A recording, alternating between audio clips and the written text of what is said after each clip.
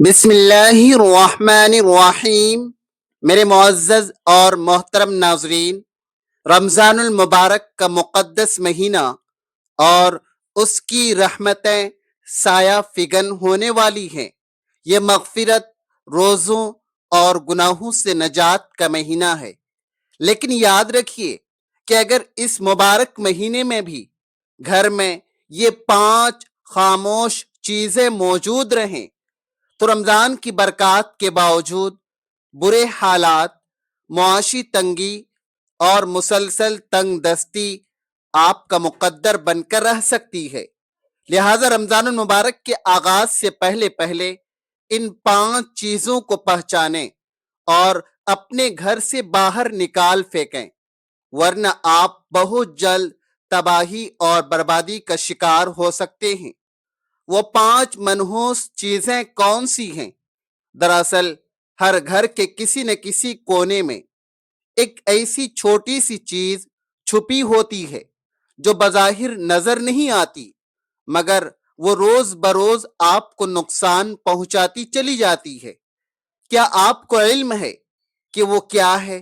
اگر آج ہمت کر کے اسے نہ نکالا گیا تو یہی وہ راستہ ہے جو آپ کے پرسکون گھر میں غربت، بدقسمتی، خطرناک منفی توانائیوں اور غیر مرئی مخلوق کو کھلے عام داخل ہونے کی دعوت دے گا۔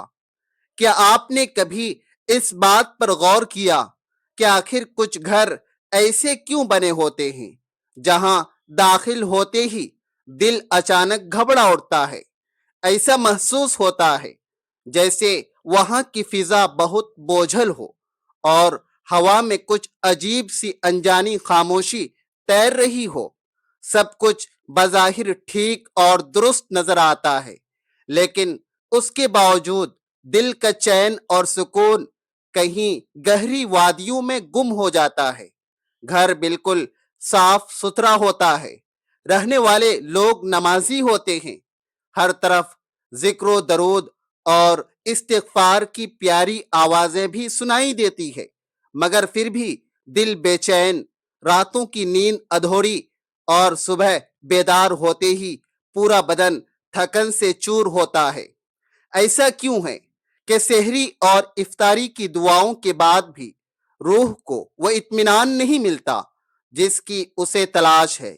گھر کی چھوٹی چھوٹی خوشیاں جیسے دروازے تک آتے آتے کہیں راستہ موڑ لیتی ہیں، اور انسانی دل کسی اندیکھے بوجھ کے نیچے دبنے لگتا ہے۔ کبھی کبھی تو ہم یہ گمان کرتے ہیں کہ شاید کسی حاسد نے نظر لگا دی ہے، یا شاید کوئی بدنیت انسان پس پردہ ہمارے خلاف سازش کر رہا ہے۔ لیکن تلخ سچ تو یہ ہے کہ بعض اوقات سب سے بڑا دشمن باہر نہیں ہوتا، بلکہ اصل دشمن ہمارے اپنے ہی گھر کی دیواروں کے اندر چھپا بیٹھا ہوتا ہے۔ ہم خود انجانے میں اسے تحفظ اور پناہ دیتے ہیں۔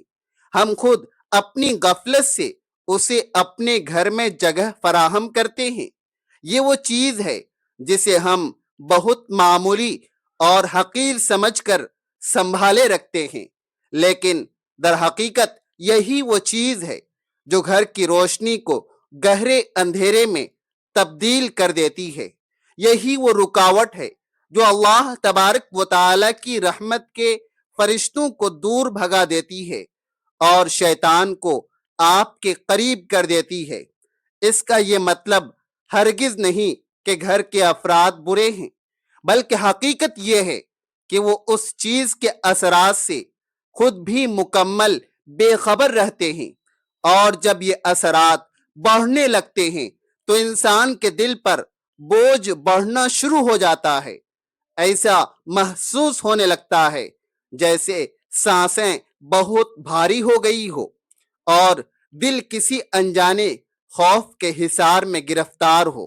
انسان لاکھ کوشش کرتا ہے، گر گرا کر دعا کرتا ہے، مگر سکون کی وہ بارش نہیں برستی جو روح کو تر و تازہ کر دے۔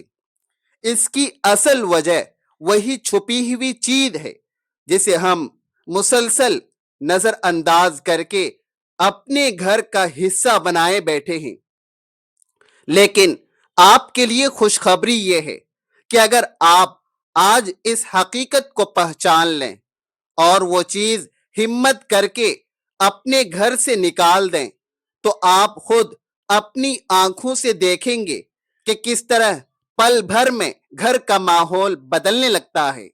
جہاں پہلے ہر وقت بے چینی تھی، وہاں رب کا سکون اترنے لگے گا۔ جہاں ہر بات پر جھگڑے ہوتے تھے، وہاں الفت اور محبت کی ٹھنڈی ہوا چلنے لگے گی۔ جہاں محض خاموش دیواریں تھی، وہاں تسبیح کی میٹھی آوازیں گونجنے لگیں گی، اور سب سے بڑھ کر آپ محسوس کریں گے کہ رمضان کی اصل رحمتیں خود چل کر آپ کے دروازوں پر دستک دے رہی ہیں۔ تو آج کی اس خاص ویڈیو میں آپ کو وہ اہم راز بتانے والا ہوں جو شاید ہمیشہ کے لیے آپ کی زندگی بدل دے۔ ایسا انوکھا راز جو اگر آپ نے آج پوری طرح سمجھ لیا اور اس پر عمل پیرا ہو گئے تو آپ کا گھر بے سکونی کی دلدل سے نکل کر برکت کی شاہ راہ پر اپنا سفر شروع کر دے گا۔ وہ چیز دراصل منفی اثرات کو بار بار دعوت دیتی ہے۔ اب وہ وقت آ گیا ہے کہ اسے پہچان کر ہمیشہ کے لیے اپنی زندگی اور گھر سے باہر کر دیا جائے۔ محترم ناظرین، آج کی یہ ویڈیو میرے ہر بھائی اور ہر بہن کے لیے بے حد اہم اور ضروری ہے۔ اس ویڈیو میں بیان کیا گیا ایک ایک لفظ اتنا قیمتی اور اثر انگیز ہے کہ اگر آپ اس کی گہرائی جان جائیں تو آپ آج ہی سے اس پر ضرور عمل کرنا شروع کر دیں گے، کیونکہ اکثر جانے انجانے میں ایسی بہت سی غلطیاں ہم سے سرزد ہو جاتی ہیں جن کا ہمیں ادراک تک نہیں ہوتا، اور یہی غلطیاں گھر میں مسلسل تنگ دستی، غربت اور بے برکتی کا سبب بنتی ہے۔ اگر ہم صرف ان چھوٹی چھوٹی غلطیوں کی اصلاح کر لیں تو یقین جانیے کہ گھر سے تمام بے برکتی دور ہو جائے گی، رزق کی دائمی کمی ختم ہو جائے گی، اور انشاءاللہ اللہ تبارک و تعالی کی خاص فضل و کرم کے ساتھ آپ کے گھر میں برکتوں اور نعمتوں کے انبار لگ جائیں گے۔ محترم ناظرین، اللہ تبارک و تعالی نے انسان کو اس فانی دنیا میں بھیج کر زندگی گزارنے کے تمام بہترین طور طریقے خود سکھا دیے ہیں تاکہ وہ اپنی معاشی اور سماجی ضروریات کو انتہائی آسان اور سہل انداز میں پورا کر سکے۔ انسانی زندگی کے تمام پیچیدہ معاملات، بہتر صحت، شاندار کامیابی، وسیع کاروبار اور دیگر میدانوں میں رہنمائی کے لیے رب کریم نے اپنے محبوب بندوں میں سے چند خاص ہستیوں کا انتخاب کیا جنہیں ہم انبیاء کرام علیہم السلام کہتے ہیں۔ ان کے بتائے ہوئے ہر طریقے اور ہر سنت میں نہ صرف برکت چھپی ہے بلکہ پوری زندگی کی حقیقی فلاح اور کامیابی بھی انہی کے نقش قدم پر چلنے میں پوشیدہ ہے۔ انسان کسی بھی میدان میں اگر واقعی کامیابی کا جھنڈا گاڑنا چاہتا ہے تو اسے سیرت نبوی صلی اللہ علیہ وسلم کو اپنا مشعل راہ بنانا ہوگا۔ اسلامی تعلیمات میں گھر کے سکون اور برکت کے لیے چند سنہری اصول بیان کیے گئے ہیں۔ اگر کوئی انسان صدق کے دل سے ان پر عمل کرتا ہے تو وہ اپنے گھر کو جنت کا نمونہ پائے گا۔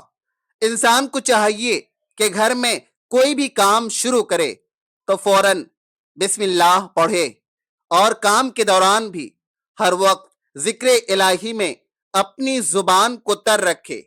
یہ جدید ٹیکنالوجی کا دور ہے تو اکثر لوگ اپنا قیمتی وقت گزارنے کے لیے موبائل فون کا بے تحاشا اور کثرت سے استعمال کرتے ہیں، جس سے نہ صرف وقت ضائع ہو رہا ہے بلکہ نیکی کرنے کے سنہری لمحات بھی انسانی ہاتھ سے ریت کی طرح پھسلتے جا رہے ہیں۔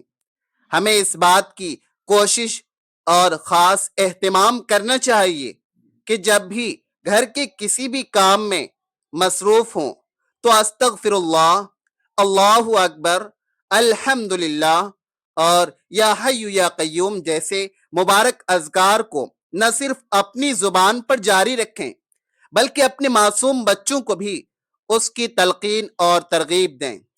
سورہ مدثر میں باری تعالیٰ نے ایک جنتی اور جہنمی کے درمیان ہونے والا وہ لرزہ خیز مکالمہ بیان کیا ہے، جس میں جنتی جب جہنمی سے سوال کرتا ہے کہ آخر وہ کون سی چیز تھی جو تجھے جہنم کی دہکتی آگ میں لے آئی، تو وہ حسرت اور ندامت سے جواب دیتا ہے کہ افسوس، ہم دنیا میں نماز پڑھنے والوں میں سے نہ تھے۔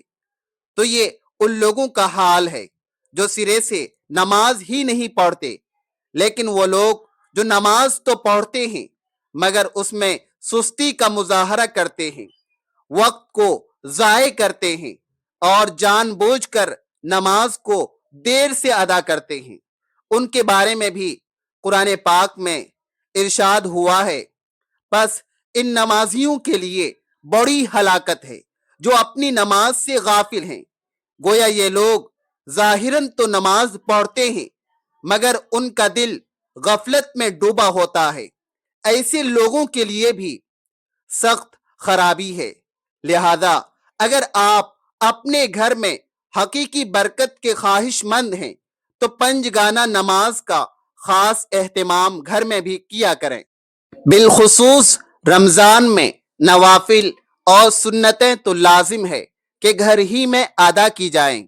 گھر میں سنتیں اور نوافل پڑھنے کے بے شمار روحانی فوائد ہیں۔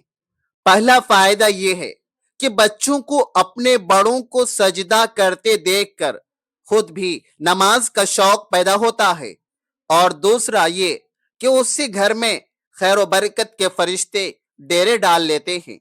گھر کی برکت کی خاطر تلاوت قرآن مجید کا روزانہ معمول بنائیں، چاہے مقدار میں تھوڑی ہی کیوں نہ ہو، لیکن تسلسل کے ساتھ روزانہ کی بنیاد پر تلاوت ہونی چاہیے۔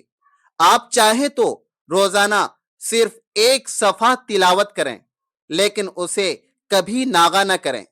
یہ بھی بہت بہتر ہے کہ اپنے بچوں کو پاس بٹھا کر ایک صفحہ تلاوت کر کے سنائیں، تاکہ ان کے ننھے دلوں میں اللہ تبارک و تعالی کے کلام کی محبت اور شوق پیدا ہو۔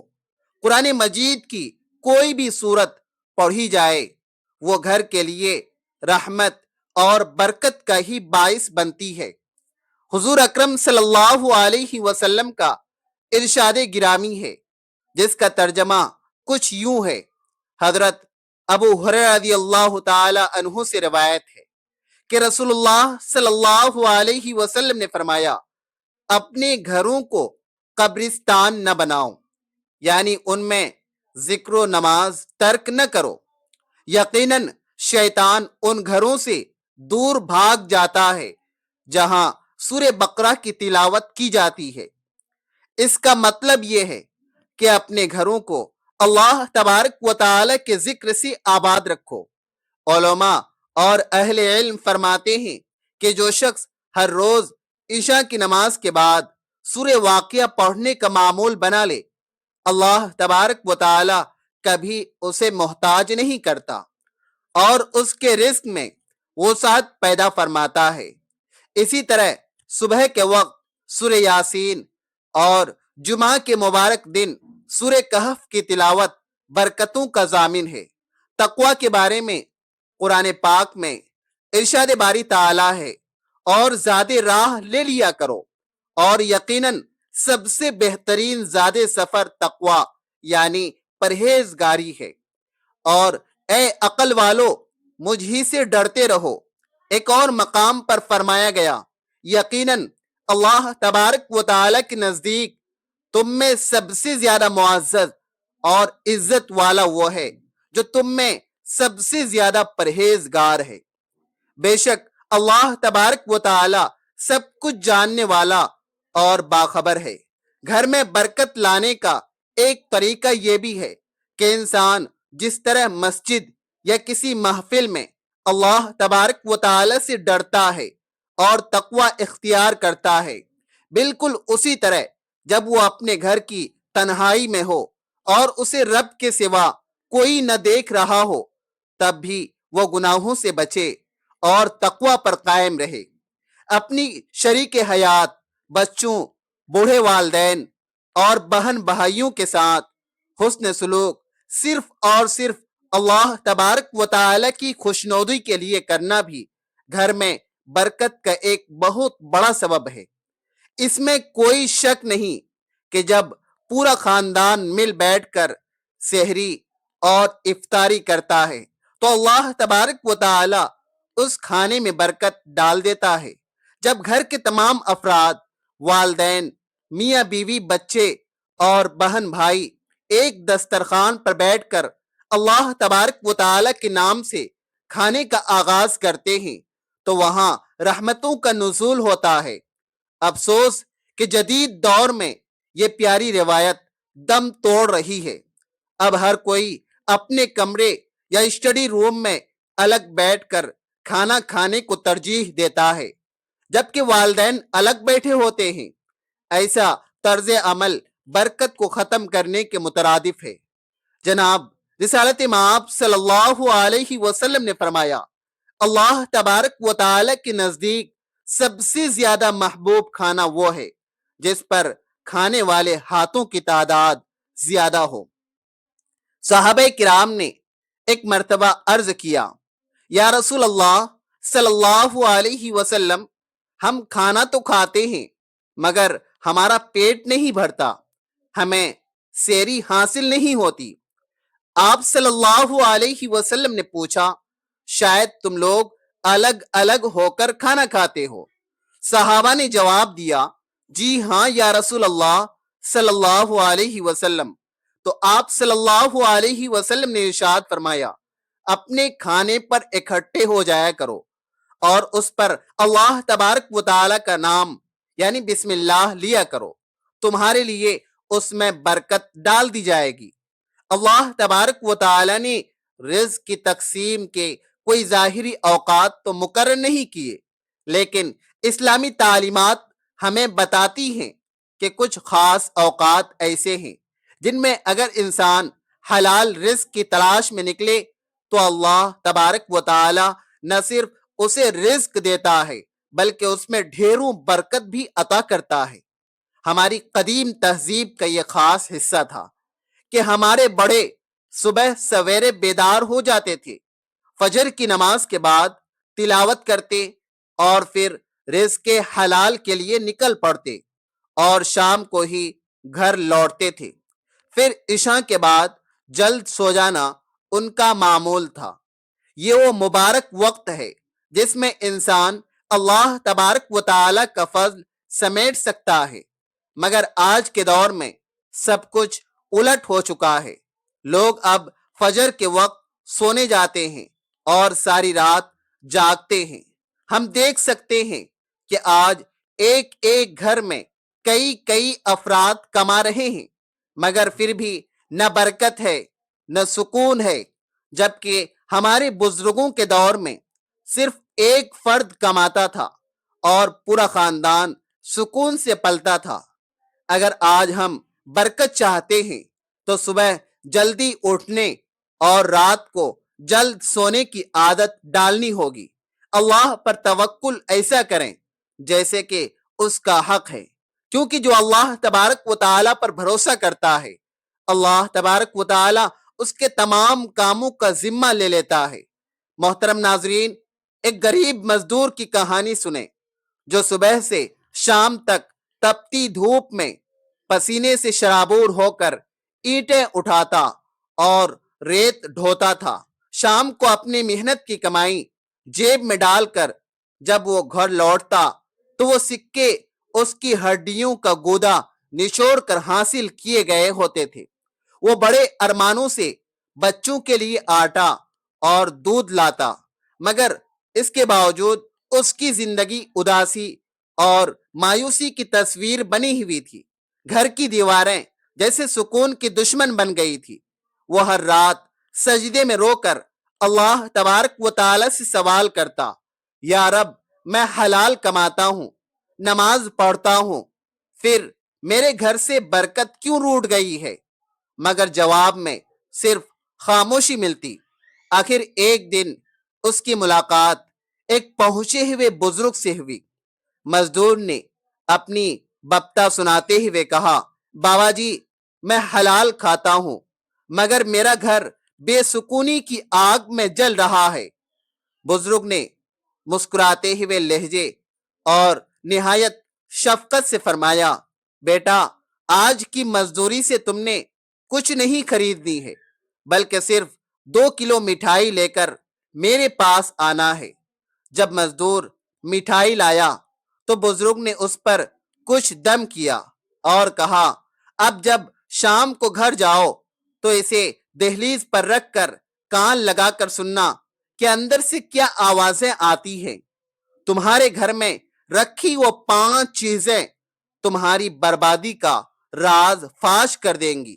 مزدور نے ایسا ہی کیا تو اس پر انکشاف ہوا کہ وہ 5 چیزیں یہ تھی جو اس کے گھر کو برباد کر رہی تھی۔ پہلی چیز، جب گھر کی دیواروں پر شکر کے بجائے ہر وقت ناشکری لکھی ہو۔ کچھ گھروں میں داخل ہوتے ہی ایسا لگتا ہے جیسے ہوا نے بھی سانس روک لی ہو۔ دیواروں پر کسی قلم سے نہیں بلکہ انسانوں کے منفی رویوں سے ناشکری لکھی ہوتی ہے۔ جہاں ہر گفتگو میں میرا نصیب خراب ہے، میرا نصیب اجڑ گیا ہے کہ گونج ہو، وہاں رحمت کے فرشتے نہیں رکتے بلکہ وسوسے اور شیطان جگہ بنا لیتے ہیں۔ دوسری چیز، جب آنکھیں صرف دوسروں کے عیب ڈھونڈنے کی عادی ہو جائیں، وہ آنکھ جو محبت کے لیے بنی تھی جب تنقید کا ہتھیار بن جائے اور صرف دوسروں کی خامیاں تلاش کرنے لگے تو گھر کا سکون ریت کی طرح پھسل جاتا ہے۔ جس گھر میں عیب جوئی کرنے والے رہتے ہوں وہاں شیطان اپنا رقص کرتا ہے اور برکتیں اپنا پردہ کر لیتی ہیں۔ تیسری چیز، جب گھر کے دروازے دعاؤں سے نہیں بلکہ شور اور اونچی آوازوں سے کھلے، جب گھر میں سلام کی جگہ چیخو پکار لے لے اور گفتگو میں تلخی آ جائے تو سمجھ لیں کہ زحمت نے برکت کی جگہ لے لی ہے۔ جس گھر میں آوازیں اونچی ہوں وہاں رحمت کے فرشتے داخل نہیں ہو سکتے۔ چوتھی چیز، گھر میں ٹوٹا ہوا آئینہ یا ٹوٹے ہوئے برتنوں کا استعمال کرنا۔ بہت سے لوگ نادانی میں گھر میں ٹوٹا ہوا آئینہ یا درار والے برتن سجا کر رکھتے ہیں یا پھر انہیں استعمال میں لاتے ہیں۔ معزز ناظرین، یاد رکھیے کہ ٹوٹا ہوا سامان نحوست اور بے برکتی کو کھینچ لاتا ہے اور یہ رزق میں تنگی کا بہت بڑا سبب بنتا ہے۔ ایسی چیزوں کو فوراً گھر سے نکال دینا چاہیے۔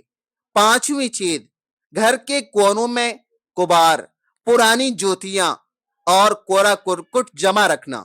جس گھر کے کونوں میں مکڑی کے جالے ہوں، فالتو غبار کا ڈھیر ہو اور گندگی رہتی ہو وہاں شیطان کا بسیرا ہوتا ہے اور ایسی جگہوں پر اللہ تبارک و تعالی کی رحمت کے فرشتے کبھی قدم نہیں رکھتے۔ ناظرین، اللہ تبارک و تعالی سے دعا ہے کہ وہ ہمیں نیکی کی بات کو سننے، سمجھنے اور اس پر سچے دل سے عمل کرنے کی توفیق عطا فرمائے۔ میرا سنانا اور آپ کا یہ سب سننا اپنی بارگاہ میں قبول اور منظور فرمائے اور ہم سب کا خاتمہ بالخیر ایمان پر فرمائے، آمین یا رب العالمین۔ ناظرین، اگر آپ کو یہ ویڈیو اچھی لگی ہو تو اسے لائک کریں، صدقہ جاریہ سمجھ کر اپنے دوستوں اور رشتہ داروں کے ساتھ شیئر کریں، ہمارے چینل کو سبسکرائب کریں اور کمنٹ باکس میں اللہ تبارک و تعالی کے 99 ناموں میں سے اپنی پسند کا کوئی ایک نام عقیدت سے ضرور ٹائپ کریں۔ اگلی ویڈیو تک کے لیے اجازت دیجیے۔ اللہ ہم سب کا حامی و ناصر ہو، آمین۔